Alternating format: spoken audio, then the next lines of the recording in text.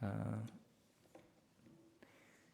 오늘 여러분과 함께 나눌 말씀은 와서 우리를 도우라. 오늘 본문에 그 말씀이 있죠. 마게도냐 사람들이 환상 가운데 바울의 일행 가운데 나타나서 와서 우리를 좀 도와달라, 건너와서 우리를 도와달라, 그리고 요청함을 통하여서 바울이 드디어 이제 제 2차 선교 여행 때 아시아가 아닌 그 유럽 서양에 첫 발을 내딛습니다. 그래서 오늘 제목을 와서 우리를 도우라. 오늘 선교 파송 예배를 우리가 드리고 있는데요. 참 하나님께서 놀랍게 인도하셔서 지금 성도님과 함께 내일 떠나는 그 단기 선교를 함께 우리가 좀 참여하면서 예배드리는 것이 얼마나 참 감사하고 좀 복된 이 시간인지 모릅니다. 윌리엄 맥스킬이라는 사람이 이런 책을 썼습니다. 냉정한 이타주의자, 효율적인 이타주의자라고도 말하는데요. 영어로는 Doing Good Better라는 책입니다. 너무 이 아마존뿐만 아니라 미국에서 굉장히 영향력 있는 그런 책입니다. 여러분 한번 읽어보시기 바래요. 이 맥거스킬이라는 이 사람은 28살 정도쯤에서 젊은 나이죠. 영국의 명문 옥스퍼드 대학의 철학과 교수로 부임이 되었습니다. 철학에 관한 한 아마 지금 현재로서는 천재적인 사람이다라고 불릴 정도로 젊은 철학자이고 세계에 영향력을 주는 이런 사람입니다. 특히 이 사람이 한 것은 뭐냐면 전 세계 기부 문화를 일으킨 거예요.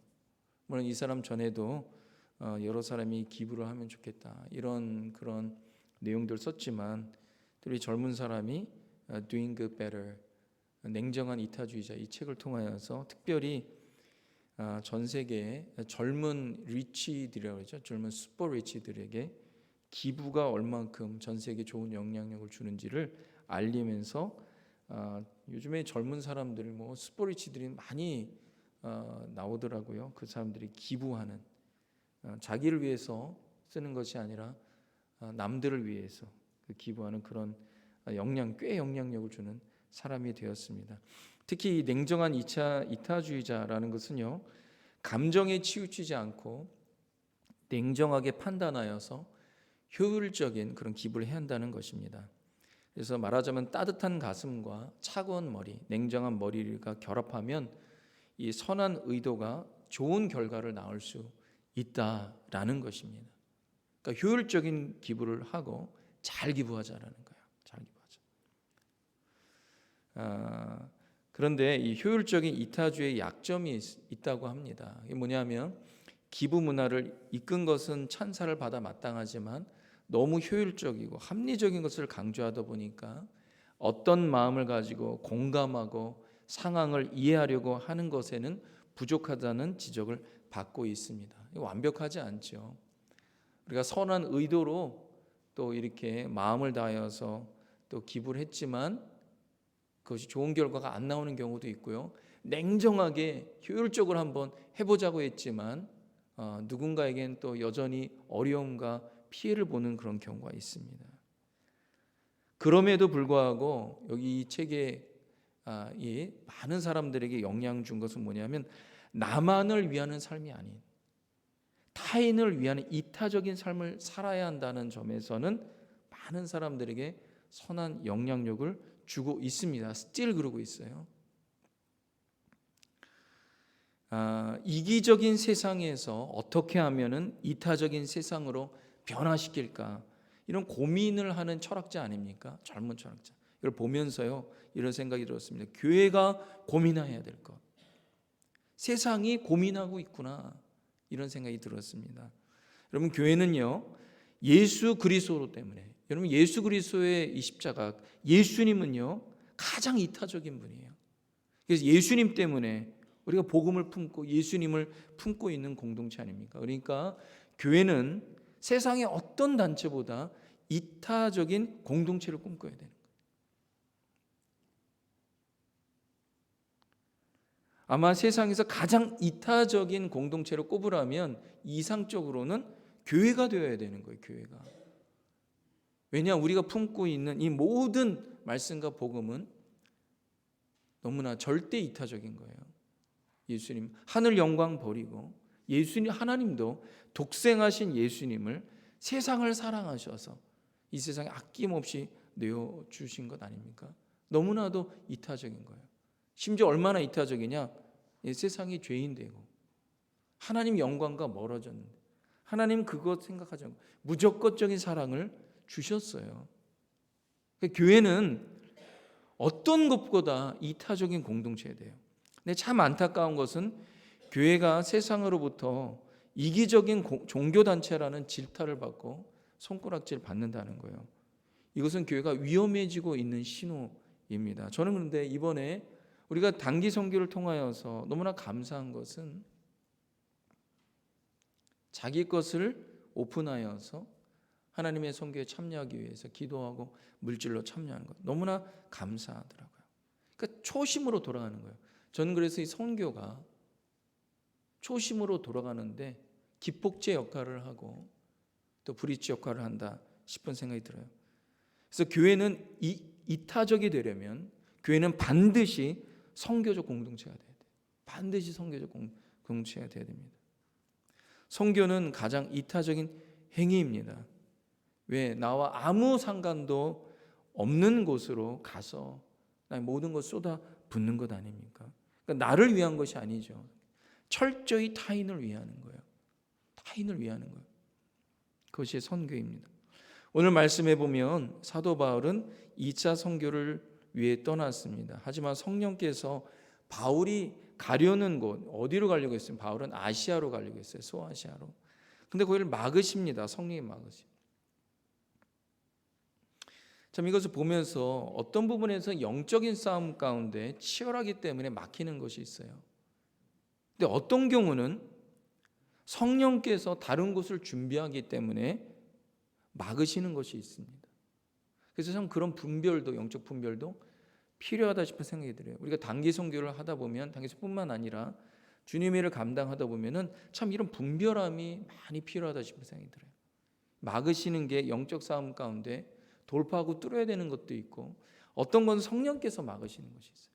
그래서 많은 기도가 필요하고 지혜가 필요하고 주님의 뜻에 순종하겠다고 하는 그 겸손한 마음의 가짐 이것이 참 필요한 것입니다. 이 8절에 보면은요 7절에 보면은 이런 말씀이 있습니다. 다 같이 한번 읽겠습니다. 시작. 무시아 앞에 이르러 비두니아로 가고자 애쓰되 예수의 영이 허락하지 아니하시는지라. 예수의 영이 뭡니까? 성령님 아닙니까? 성령님은 예수님의 영이기도 하시고 하나님의 영이기도 하십니다. 그래서 삼위일체 아닙니다. 사도 바울 일행이 무시아 앞에서 비두니아로 가기로 애를 썼는데 주님이 막으시는 거예요. 성령이 막으시는 거예요. 여러분 우리가 열심히 기도하고 또 준비하고 믿음으로 나아가도 열리지 않을 수도 있어요. 열리지 않을 수도 있어요. 때가 아닌 거예요. 그때가. 제가 비전 트립을 이 도미니카에 있는 하이티인들을 위해서 비전 트립을 가고 기도하고 준비했는데 그것이 3년 반 전이에요. 근데 팬데믹이 딱 터지면서 우리가 가지 못했어요. 때가 아닌 거죠. 때가 아닌 거죠. 때가 아닌 거예요. 근데 지금은 때가 열려서 준비하면서 애를 쓰면서 이제는 가게 되었습니다. 얼마나 감개무량한지 몰라요. 심지어 하나님의 선교를 해도 막힐 수 있어요. 지금 사도 바울 일행이 무시아 앞에 비두니아로 가고자 애를 썼는데 안 가요. 나중에는 3차, 4차 여행 때 이곳이 열립니다. 열려요. 근데 지금은 아닌 거죠. 그래서 참 이 분별함이 때에 대한 분별함이 필요한 거예요. 그래서 8절에 보면은 밤에 환상이 바울에게 보이니 마게도냐 사람 하나가 서서 그에게 청하여 이르되 마게도냐로 건너와서 우리를 도우라 하거늘. 애를 썼지만 막히는데 그때 바울이 너무나 지쳐 있었던 거죠. 아무리 열심히 돌파하려고 해도 안 되는 거예요. 기도도 해보고 정말 일행과 함께 그곳을 가보려고 했지만 모든 것이 차단이 되어 가는 거죠. 그때 이제 환상 가운데 마게도냐, 이 마게도냐는 서양입니다. 서양이에요. 바울이 가려고 하는 건 동양이에요. 서양에서 헬라 사람 하나가 한 명이 바울에게 우리를 좀 와서 도우라, 건너와서 우리를 도우라, 이렇게 요청합니다. 저는 이 말씀을 보면서, 이야기를 보면서 막힌다고, 여러분 막힌다고 낙심하면 안 되는 거예요. 포기하면 안 되는 거예요. 오히려 더 좋은 기회가 열린다는 거죠. 막히면은 항상 다른 쪽이 열려 있어요. 우리가 성령에 민감해야 하는 이유가 하나님이 열려주는 곳을 감지할 수 있어야 되기 때문에 그래요. 환상 가운데 마게도니아의 뭉텅이의 사람들이, 무리가 막 손짓하면서 소리치면서 바울에게 나타난 게 아니에요. 환상도 짧은 순간입니다. 긴 기간이 아니에요. 짧은 그 순간에 한 사람이 저 멀찍이서 바울에게 손짓하는 거예요. 건너와서 우리를 도와달라고. 이 바울은 이 음성이 성령의 음성이라는 것을 직감합니다. 왜냐? 애썼기 때문에 그래요. 기도하고 있었기 때문에 그래요. 성령이 나에게 어떻게 가라고 하시는지를 겸손하게 요청하고 기다리고 있었기 때문에 그렇습니다. 바울은 환상 가운데 서양 사람이 손짓하는 걸 들어요. 여러분 생각해 보십시오. 바울의 일행은 동양인이에요. 그래서 이 바울과 그 일행은요, 바울은요, 2차 여행을 1차 여행도 마찬가지 동쪽으로 갔고요. 이 2차 여행도 동쪽 땅으로 가기를 원했어요. 왜? 본인이 좀 편한 곳이에요. 좀 더 자기에게 맞는 그런 곳에 가려고 한 거예요.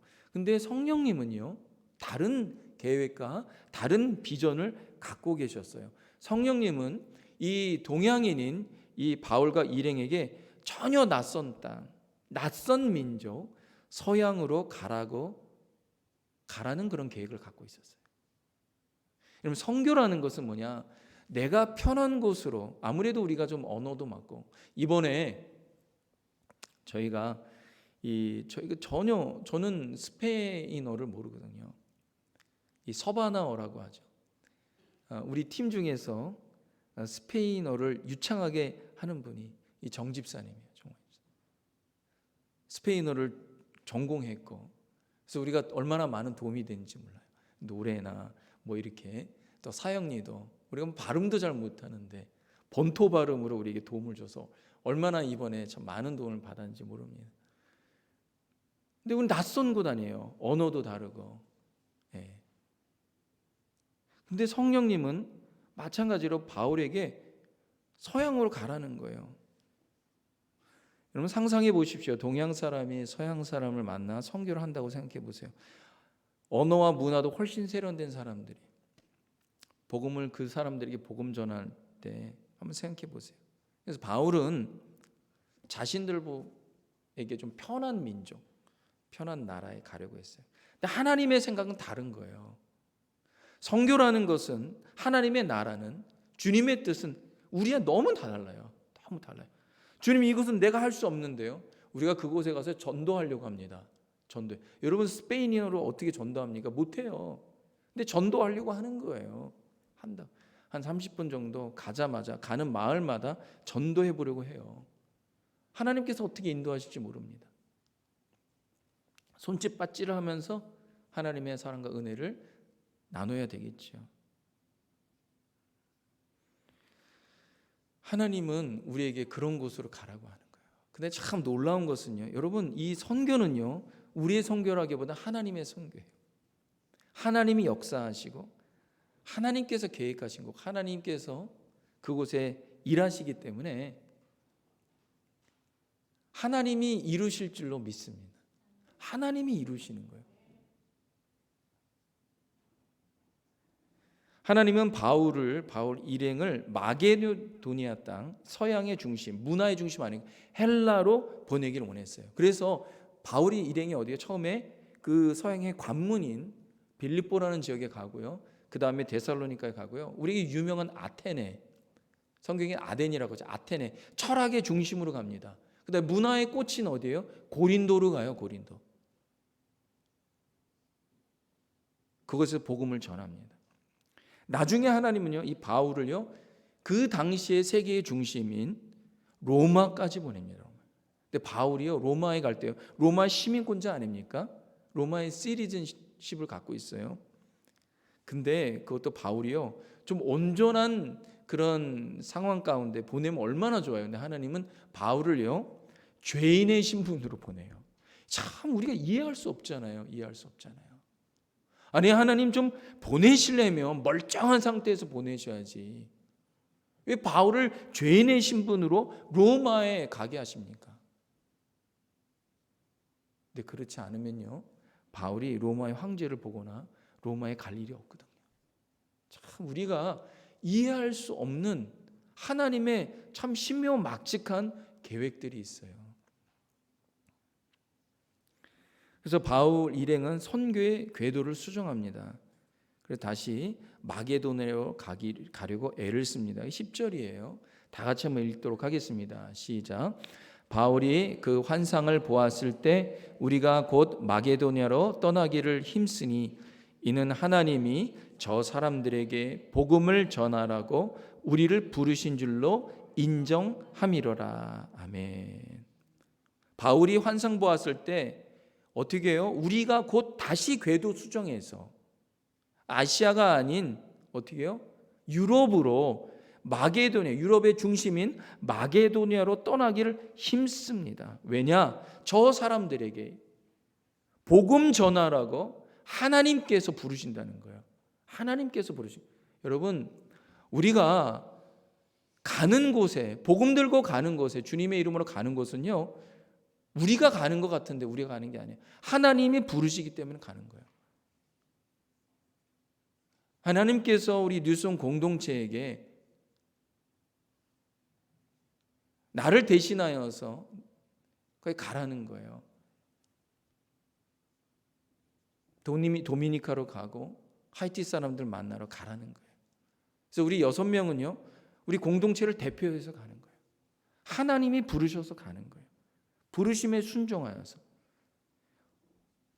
이 말씀에 보면 바울이요, 아시아로 가려고 하는 자기의 2차 전도여행, 자기 계획을 고집하지 않아요. 그리고 또 하나, 내 뜻이 아니라고 주님께 가지 않겠다고 억지 부리지도 않고 뒷짐지고 있지도 않아요. 오히려 하나님의 뜻을 깨닫고 발견하니까 어떻게 해요? 그 뜻에 더 열심을 냅니다. 뭐라 그럽니까? 우리가 곧 마게도냐로 떠나기를 힘쓰니 이랬어요. 힘써요. 성교적인 사람들이고 참 이타적인 사람들입니다. 그리스도에 사로잡힌 사람들은 하나님의 뜻을 발견하고 깨달으려고 애를 쓰는 거예요. 그리고 깨달으면 자기 뜻 내려놓고 주인의 뜻을 인정합니다. 그래서 뭐라 그럽니까? 저 사람들에게 복음을 전하라고 우리를 부르신 줄로 인정함이로라. 성도 여러분, 하나님의 큰 그림을 볼 줄 알아야 합니다. 하나님의 큰 그림을 봐야 돼요. 작은 것에 매달리다가 하나님의 큰 그림 놓치지 말아야 돼요. 이번 제1차 하이티 단기 선교를 말씀드렸듯이 내일 새벽에 떠납니다. 4시 40분에 모여서 5시에 출발하려고요. 5일간의 짧은 일정입니다. 선교는 단기 선교가 있고 중기 선교가 있고 장기 선교가 있어요. 이 단기 선교는 한 2주일 정도가 이제 맥스예요. 이 중기 선교는 한 달에서 6개월 정도 이제 이렇게 됐고요. 한 1년 정도. 이제 장기 선교는 1년 넘어서 2년, 3년, 5년, 10년 이렇게 되는 선교예요. 근데 저는 이번 선교에 깜짝 놀란 것이 하나님께서 그분의 선교에 부족한 우리를 초청하셔서 부르셔서 동력자로 쓰시길 원하신다는 거예요. 우리가 주님의 부르심에 응하기만 해도 하나님께서는 많은 것들을 채워주십니다. 심지어 저는 지구 반대편 멀리서도 기도로 물질로 도우려는 분들도 계셔요. 생각지도 못한 곳에서 하나님의 역사가 임하는 걸 보게 돼요. 그러니까 우리는 하나님의 뜻에, 주님의 뜻에 순종하기만 되면 되는 거예요. 순종하기만. 저는 선교가 점점 더 확장되고 더 확대되어질 것으로 봅니다. 왜냐하면 전 세계에 우리의 도움을 필요로 하는 것이 너무나 많기 때문에 그래요. 특히 이번 선교는요, 우리가 구제 사역으로 돕는 선교입니다. 4개의 하이티 사람들이 사는 빠떼 마을에 우리 그 교회를 방문하는 거예요. 저는 이번에 이제 선교사님에게 메시지를 잠깐 받았는데요. 선교사님 그래요. 이 하이티 사람들을 이 도미니카 사람들이 별로 좋아하지 않아요. 막 박해하고 구박해요. 그러니까 이 우리가 물건을 갖고 가는데 혹시 공항에서 우리가 하이티 사람들 뭐 도우러 왔다, 뭐 선교하라 이 말 하면 하지 마시라고 그러더라고요. 그 정도로 이 하이티 사람들은 좀 구박받는 그런 사람들. 그래서 우리가 그들에게 구제 사역을 하러 갑니다. 그곳에 연약한 교회들 실정을 보고 다음번에 어떤 도움을 줄지도 살펴보는 거예요. 저와 함께 5명의 성도님들이 가서 그곳의 실정을 살펴보는 그런 사역입니다. 그래서 앞으로 지속적으로 하이티인들을 돌볼 그런 계획을 갖고 있어요. 왜냐하면 하이티 사람들은요, 지구상에서 가장 가난하고 소외되고 고난을 받고 있는, 박해받고 있는 사람들이에요. 비록 우리가 언어와 문화가 익숙지 않지만 이 복음을 통하여서 언어와 문화를 초월하여서 하나님 사랑을 전하러 올 것입니다. 분명 하나님께서 역사하실 거라고 확신해요. 3년 전부터 우리 선교를 시도했고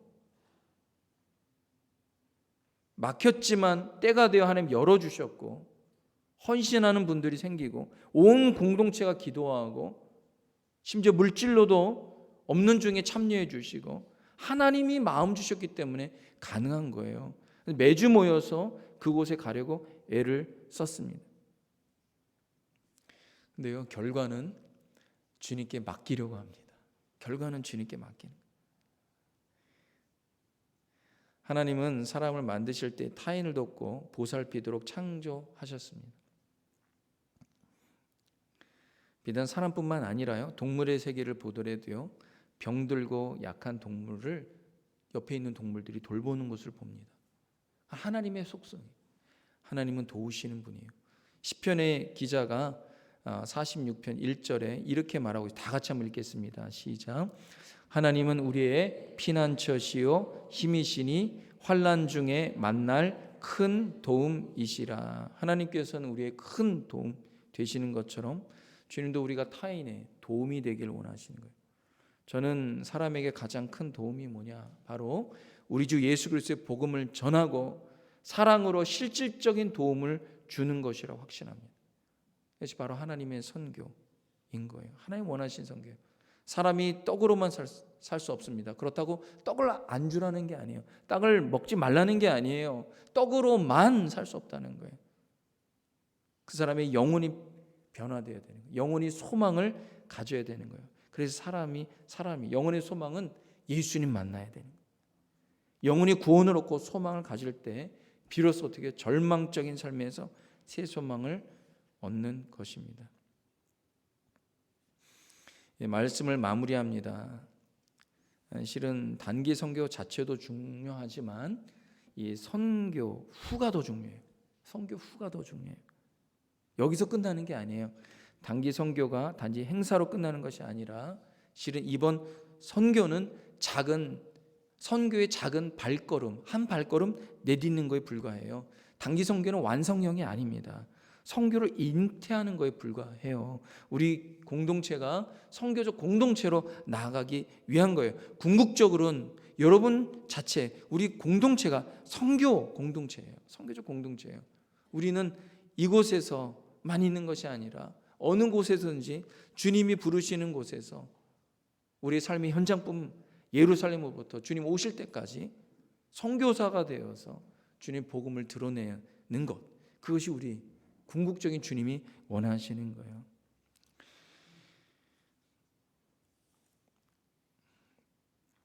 짧은 선교, 이 단기 선교 한 번으로 선교가 이렇다 저렇다 쉽게 그래서 판단할 수 없습니다. 단기 선교는 하나의 하나님의 선교에 공동체가 참여하는 첫 삽인 거예요. 저는 앞으로 우리 뉴송 공동체가 와서 우리를 도우라. 아마 그런 성령의 음성이 있을 거예요. 그래서 전 세계로 더 뻗어나가면 좋겠어요. 그런 선교적 공동체.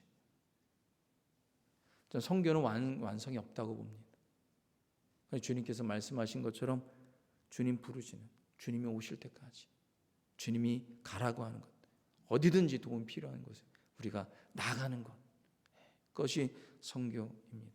저는 이 주님 부르심에 그 선교에 아멘으로, 순종함으로, 믿음으로 동참하는 우리 뉴송의 공동체를 통하여서 주님의 이름이 증거되어지고 많은 사람들이 예수님을 통하여서 또 우리가 또 도움을 주는, 주님의 사랑을 도움을 주는 걸 통하여서 절망에서 희망을 갖고 또 정말 주님의 나를 바라볼 수 있는 그런 놀라운 은혜가, 그런 놀라운 하나님의 역사가 우리 모든 공동체 가운데 임하길 바라고, 또 이번 단기 선교 가운데 하나님이 영광 받으시길 바랍니다. 기도하겠습니다. 하나님 아버지, 감사합니다. 감사합니다. 우리를 부르셔서 우리 공동체와 함께 주님의 나라를 바라보게 하시고 주님의 선교에 참여하게 하심이 나요. 감사합니다. 감사합니다. 하나님께서 역사하여 주시옵소서. 하나님, 모든 것 주님께서 이루실 줄로 믿습니다. 감사드리며 예수님의 이름으로 기도합니다. 아멘.